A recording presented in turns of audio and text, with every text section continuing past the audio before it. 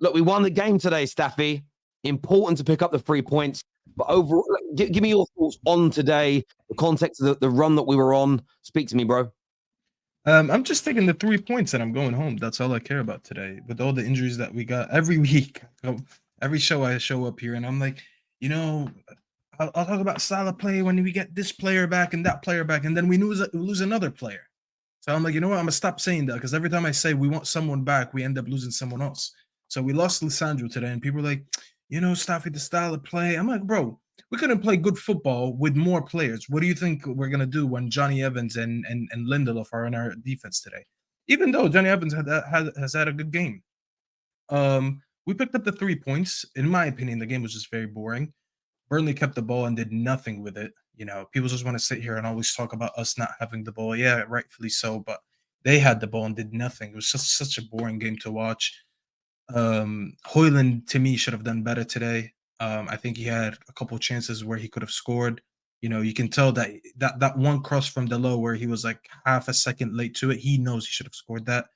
Rashford didn't really have a good game, in my opinion. Bruno, outside of the goal, didn't have a good game. The midfield just didn't look good. McTominay might as well could have just put a cone instead of him on the pitch, and he probably would have done the same that he did. He was just horrible. I was surprised, like you said, Terry, that Amrabat didn't get a run. I know he came in at left back because Reguilon got injured or whatever, but I thought Amrabat would get a good 20-minute run in a game like this because Burnley were just passing the ball around. They weren't physical. It wasn't anything. Like there was nothing that I wouldn't look at the game and I'm like, you know what? It's not a good time to bring on Amrabat, especially someone at his age and his experience. It's just a normal game for him. I think he should have came on and tried to change something in that midfield. But I mean, the highlight was obviously the goal. It was a very good taken goal by Bruno. See, Staffy does show up here and he does talk well about Bruno when he does something well, So there's no agenda FC here. But listen, I want to give a shout out to Evans because we all talked about it as a joke and we are like, oh my God, is this 2013 again? Johnny Evans started a game for us. Had a goal that was unfortunately disallowed, but it wasn't even his fault that it got disallowed. It was his Højlund's fault. So he could have had a goal. And then the assist, I didn't even know it was him. I kept saying, I'm like, who made that pass? I wanted to watch the replay and I saw it's Evans with his left foot. And I was like, is that Lisandro Martinez in an Evans costume? Because how did you pick up that pass with your weaker foot? I think he had a great performance today overall. Even Varane, when he came on, he had a couple decent blocks and, he was just in the right position all the time. Onana had a quiet game, and thank God Onana had a quiet game. I didn't want any focus on Onana today. I would rather him do nothing than do a lot of saves and make a mistake. So I was happy that he was just out of the spotlight today. And that's pretty much it. I don't think there's much to take out of this game other than it's a positive to pick up the 3 points. And listen, we get some of our players back, and then we'll start talking about a style of play and all that. But for now, it was all about the 3 points. You don't go after 3-4 games losing in a row. I think it's 3 in a row of losing. And then you're like, oh, today I'm looking for a performance. No, today I'm looking for a result. And we got the result and we move on. I hear where you're coming from with a lot of that. And by the way, I will say this. I understand why they disallowed Johnny Evans' goal. Oh, yeah, I stand by what I tweeted. If Burnley scored that goal, it would have stood. You think so? I genuinely believe that because you actually watch it back. The goalkeeper doesn't try to dive. The goalie, he wasn't in the goalie's eye view. He was next to the goalkeeper. And he didn't try and dive.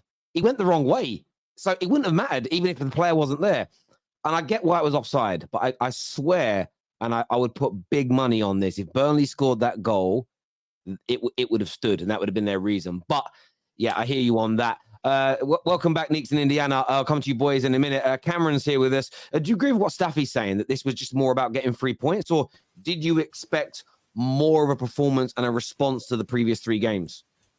I think I'm gonna disagree with it being just about 3 points. I think today was about actually showing that we can make an inferior team look inferior.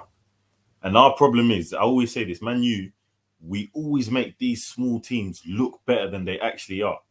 We always grind out a little result. Like, there's no reason. I know Burnley try and play a possession-based game, but there's no reason why we can't dominate this Burnley side. On top of that, I don't think Ten Hag did his research, because you're not playing against a Burnley with the Ashley Westwoods, the Ashley Barnes. This is not a physical side you're playing against. And I feel like we prepared to play against a very physical side by starting McTominay. and Hannibal because his reason was he wanted energy on the pitch or something. But that wasn't what we needed. I'm happy with Hannibal playing, very happy with that. But McTominay did not need to be on that pitch. He's only useful for physical battles, and that wasn't the case against today's Burnley. I think being a striker for Man United right now is a nightmare. Højlund didn't play the best, but I can't even blame him because the ball, our final third passing was so bad today. There were numerous opportunities where we could have just played a perfectly weighted pass and we'll see a player through on goal, and we just couldn't do it. It just wasn't happening. So I can't blame him too much. I think Johnny Evans was our best player. He was the best player on the pitch for us today. He played like a Rolls Royce. He showed his experience, and he kind of showed like it was like a veteran playing. Do you know what I'm trying to say? He played like a veteran today. So it was interesting to see. I don't really have a big problem with Johnny Evans. I don't think the club should have Johnny Evans having to start games, but I don't have a problem with Johnny Evans. Do you know what I'm trying to say? I think Regulian and Dalot, considering they were the only wide options, I think they did well. They focused on defending more than they did attacking, but they did all right. Casemiro, I liked him today. I never blame Casemiro. I always say he's hung out to dry. And I know everyone thinks I hate Bruno, but I'm just going to be honest. He just wasn't good enough today. He scored our goal. He got us out of jail. But that's what I expect against Burnley, for Bruno to score his goal or get his assist. I think before the game I tweeted, Bruno's going to play rubbish, then play a magnificent pass or score a magnificent goal, and then everyone's going to say he did well. I think he was missing today. And I'm not shocked by it. I think someone needs to talk to him. Someone in the team needs to be brave enough to tell him to get his act together, because he's just wasting possession time after time. There's no quality in possession. Honestly, I'm happy with the 3 points, but we're not going to get away with this for a long time. Crystal Palace won't let us off. Even Galatasaray, they won't let us off. So we need to fix up our act before the next few games, because the football just wasn't good enough. I hear you on that. Indiana Neeks, do you boys agree with that? No. Not all of it. No, can't lie. I agree with some of it, just not all of it. I think that I don't agree with them being an inferior team. Have you seen our team? See how weak we are. When I think of it as a team, a collective, forget about the individual players and the level that they're supposed to be. As a team, as a collective, I think Burnley, I think they had a great shape. I think they allowed us the amount of possession that we had.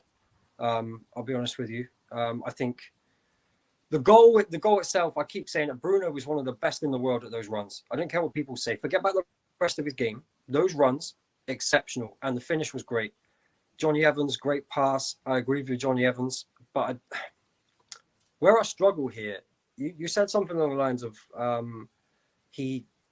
it's expected to get the goal.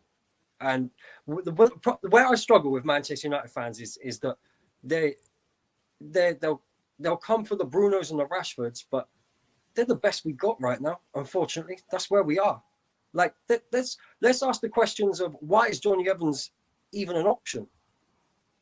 Where's the rest of our midfield? Shout out to Mebry, by the way. I thought we had a pretty good game. Scott McTominay, bang on, by the way. He wasn't great today. But why are those our options? Mm-hmm. Why are we in that position? That's an issue for me. I got to ask the question as well. Why did we not see any substitutions? Why is Rashford having to play all those minutes? There's a lot of football to play this season. I don't understand. I thought today was actually a really good day to rest Marcus Rashford. Maybe he could have a little rest physically and mentally, because I think he's actually trying too hard a lot of the time. Bring on a Garnacho, Palestri. Maybe Martial could have come out on the left for a bit. I'm not fussed at that either. Amrabat coming on for the last 2 or 3 minutes makes no sense. At what stage are we going to end up having to go out on the pitch with 10 men?